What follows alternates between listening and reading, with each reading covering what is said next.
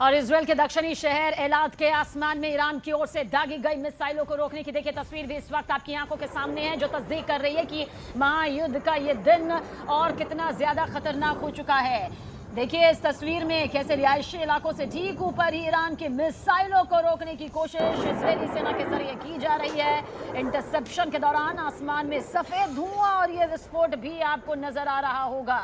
ये महायुद्ध की वो धरती है जहां सिर्फ जमीन ही नहीं बल्कि आसमान में देखिए किस तरह से ये युद्ध इस वक्त नजर आ रहा है, क्योंकि ये वही रास्ता है जहां से पार होते हुए जमीन पर बड़े धमाके होते हैं, लेकिन इंटरसेप्ट अगर कर दिया जाता है आसमान की इस दुनिया में तो फिर भारी नुकसान से बचा जाता है। ईरान की ताकत, उसके ड्रोन, उसके मिसाइल, वहीं इजराइल की ये सबसे बड़ी ताकत है इंटरसेप्ट करने की, इसलिए आधुनिक तकनीक से लैस इजराइल जो है इसमें माहिर भी माना जाता है।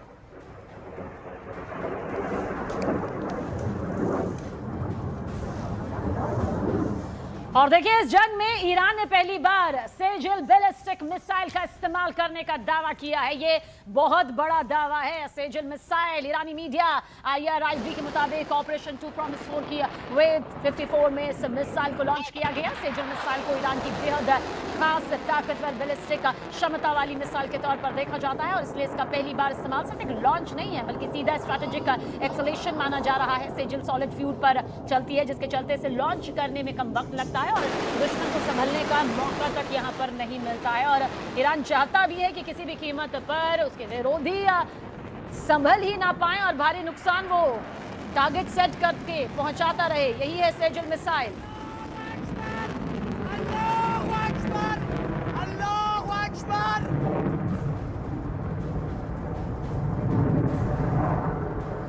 और हिजबुल्लाह ने एक नया वीडियो जारी कर बड़ा दावा किया है। उसने इजरायली सेना से जुड़ी हथियार फैक्ट्री को देखे कैसे निशाना बनाया है। दावे के मुताबिक हमला इजरायल की योदिफत मिलिट्री इंडस्ट्री पर किया गया, जिसे इजरायली सैन्य ढांचे से जुड़ा अहम ठिकाना बताया जा रहा है। देखिए एक तरफ इजरायली सेना चुन चुनकर हिजबुल्लाह के ठिकानों को नेस्तनाबूद कर रही है, पूरी तरह से ध्वस्त कर रही है, तो वहीं हिजबुल्लाह की तरफ से भी टारगेट सेट करते हुए बड़ा जख्म देने की पूरी कोशिश जारी है।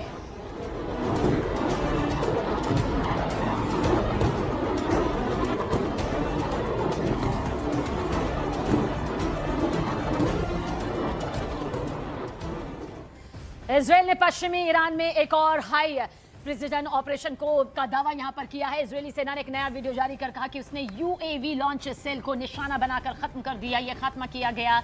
IDF के दावे के मुताबिक रियल टाइम इंटेलिजेंस के जरिए ड्रोन लॉन्च की तैयारी कर रही टीम की लोकेशन मिली, जिसके बाद इजरायली एयरफोर्स के जेट ने हमला किया। और दावा यह भी है कि हमले के बाद जब ऑपरेटिव्स वहां से भागने लगे तो कुछ ही सेकेंड्स में उन पर दोबारा से हमला कर दिया गया। हमले की सैटेलाइट तस्वीरें भी सामने आई। धमाके के सबूत के तौर पर देखिए जो इस बात की तस्दीक करती है, आपकी आंखों के सामने भी है किस तरह से ये पूरा हमला यहां पर किया गया। इजरायल ने पश्चिमी ईरान में ये भारी तबाही मचाई है।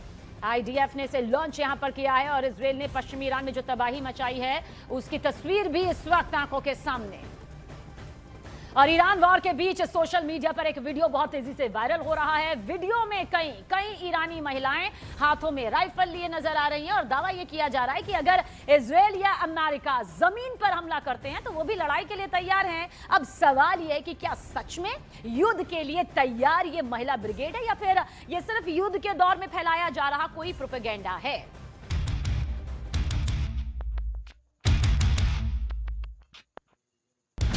ईरान वॉर में उतरी महिला ब्रिगेड। AK-47 के साथ सड़कों पर ईरानी महिलाएं।